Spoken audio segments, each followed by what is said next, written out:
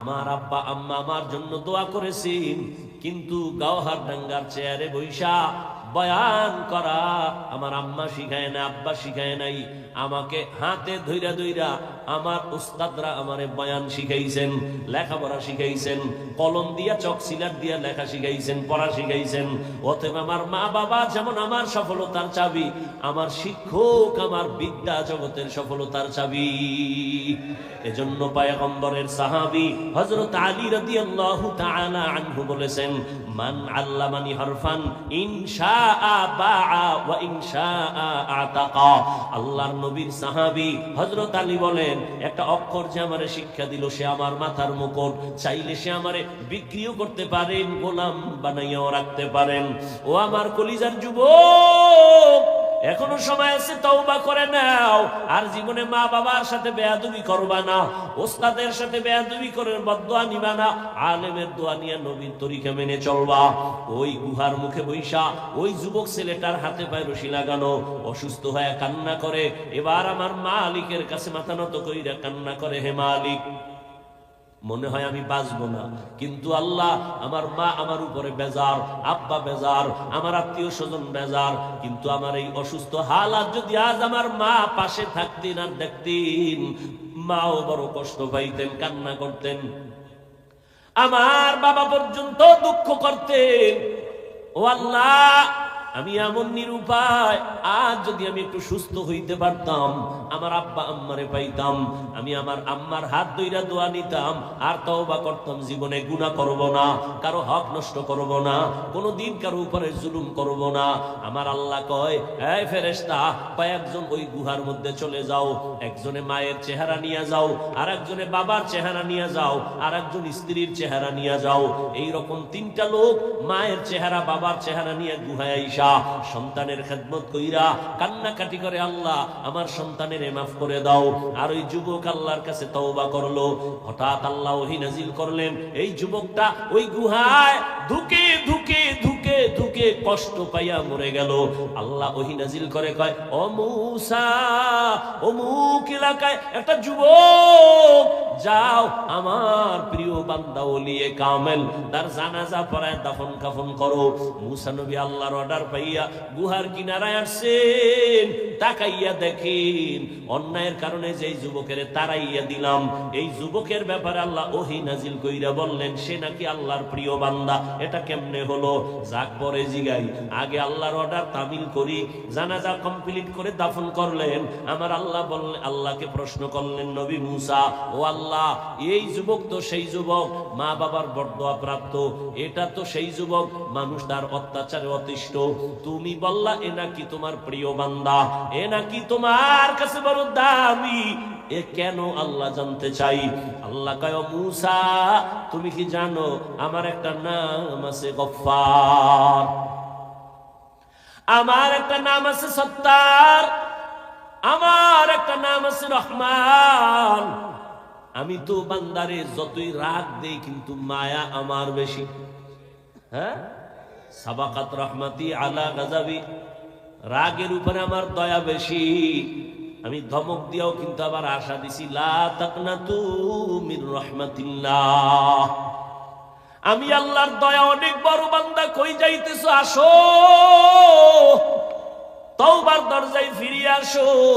আমি চাই না তুই জাহান্নামের আগুনে জ্বলবি, কারণ আমি তোরে বানাইছি বড় দুর্বল করে, একটা সেকেন্ডের আগুন সহ্য করতে পারবি না। তওবা করিয়া মুসলমান হইয়া কবরের দেশে চইলা আয়, মুসলমান হইয়া আসো।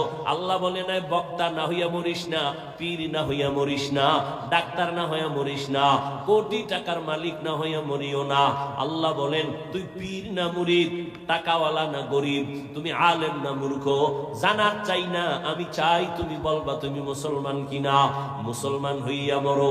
এজন্য আমাদের আকাবিরিনরা বলেন পীর হওয়া সহজ, বক্তা হওয়া সহজ, একজন মুসলমান হওয়া বড় কঠিন। মুসলমানি বওয়াদ গর্দান নেহাদান, এনানে খুদ বদস্তে খাজা দাদান গর্ব সুরত आदमी इंसाबुदे अहमदो बु জাহলো হাম এক সাবুদি। আল্লাহর মোহাব্বত অন্তরে জমা করো। ও আল্লাহর বান্দারা, মুসলমান হইয়া কেমনে মরবা? মুসলমান কাকে বলে? যে আল্লাহর কাছে আত্মসমর্পণ করে বিনয়ের সাথে। মুসলমান আত্মসমর্পণ করার নাম ইসলাম, আর যে আত্মসমর্পণ করে তার নাম হলো মুসলিম বা মুসলমান। বিনয়ের সাথে আত্মসমর্পণ করে, আমার কোনো মত নাই, আল্লাহর মত রসুলের মতই আমার মত, আমার কোনো পথ নাই, আল্লাহর দেওয়া পথ রসুলের দেওয়া পথ এটাই হলো আমার পথ। এইভাবে যারা সুপর্দ হইয়া আল্লাহর হুকুম অনুযায়ী চলবে, গুনাহ করবে না। গুনাহ যদি হইয়াও যায় তওবা করতেও দেরি করবে না। ও আল্লাহর বান্দা, মুসলমান যদি হইয়া মরতে চাও, গুনাহ মুক্ত জীবন নিয়ে মালিকের দরবারে রওনা দাও। মাওলানা হইলে গুনাহ মুক্ত হওয়া যায় না, বড় পীরের পাগড়ি লাগাইলে গুনাহ মুক্ত হওয়া যায় না। আল্লাহ ওয়ালাদের নেক নজর লাগাইয়া গুনাহ থেকে নিজেকে বাঁচাইয়া কবরের দিকে রওনা দাও। বিনা হিসাবে আল্লাহ জান্নাত দিবেন রে গোলাম। তবে গুনাহ থেকে বাঁচার উপায় কি? পিছনে একটা গুনাহ হইয়াই গেল, সামনের আর একটা জীবনে গুনাহ হতে পারে। পিছনের জীবনের গুনাহ থেকে পবিত্র হওয়ার জন্য একটা মেডিসিন লাগবে, সামনের জীবনে যেন গুনাহ না হয় সেজন্য আর একটা রক্ষা কবচ লাগবে, মেডিসিন লাগবে। পিছনের গুনাহ থেকে নিজেরে পবিত্র করার জন্য মেডিসিন যেটা লাগবে তার নাম তওবা। আর সামনে যেন আর কোনোদিন গুনাহ না হয়, ওইখানে আর একটা মেডিসিন লাগবে, ওই মেডিসিনের নাম তাকওয়া। পেছনের গুনাহ থেকে পবিত্র হওয়ার জন্য লাগবে তওবা, সামনের গুনাহ থেকে বাঁচার জন্য লাগবে তাকওয়া। এজন্য আল্লাহ বলেন, মুসলমান হইয়া মরো তো আগে আমার ভয় তাকওয়া অন্তরে জমা করো। আর তাকওয়া অন্তরে নেওয়ার জন্য আল্লাহর খাস ওলিদের নেক নজর ভালো করে নাও। তওবা করো পেছনের গুনাহ থেকে, মনে মনে আল্লাহকে ডাকো, হে আল্লাহ, জীবনে হাতের দ্বারা কত গুনাহ করেছি, জবানের দ্বারা গুনাহ, চোখের দ্বারা গুনাহ।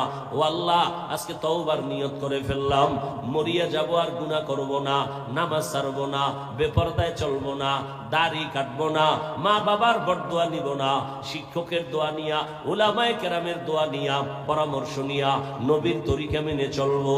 ও আল্লাহ, আমার মতো মানুষ যদি জেনারেল লাইনে থাইকাও দ্বীনের উপরে চলে, আমি কেন পারবো না? আজকে থেকে নিয়ত করে ফেললাম।